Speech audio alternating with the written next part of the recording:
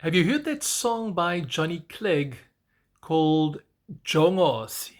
Hera majongosi, hera majongosi, hera majongosi, bazovimba pambili, hera majongosi. You've heard it before, have you?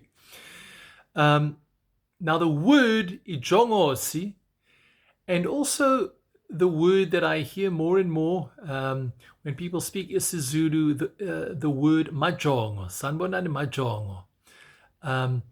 Both these words, ijongosi and also ijongo or majongo, all come from the Afrikaans language. So let me analyze it for you. The word ijongosi is a Zulu way of pronouncing the word yong-os, which is two words, okay? The word yong and os. So the meaning of the word yong is just the word to be young or young, and os is the Afrikaans word for an ox. So a yong os is a young ox. In isiZulu, if we would have translated the word yong os, it would have been inkabi encha. But the word was borrowed and drawn into the isiZulu language, and today it's not yongos, it is jongosi. Same with the word majongo. The ma is the plural prefix that was added to the word yong, mayong, but the j then became majongo. When young people in Afrikaner circles go on a camp, they are usually addressed as jong mense. Goeiemôre jong mense, goeiemiddag jong mense, sanbonani ek sê nie, bantabasha.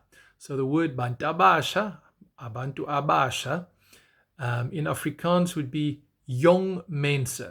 But isiZulu speakers borrowed this word from Afrikaans, the word jong, which means to be young in the Afrikaans language, and hence the word majongo. Interestingly, in the isiZulu language, but you know this, but we don't have that in Afrikaans, is the word sha in isiZulu is used for new and for young. Okay, so abantu abasha, young people, imoto entsha. That's the same sha that you have, whereas in Afrikaans, as you also have in English, jonk would be young and new would be nuut.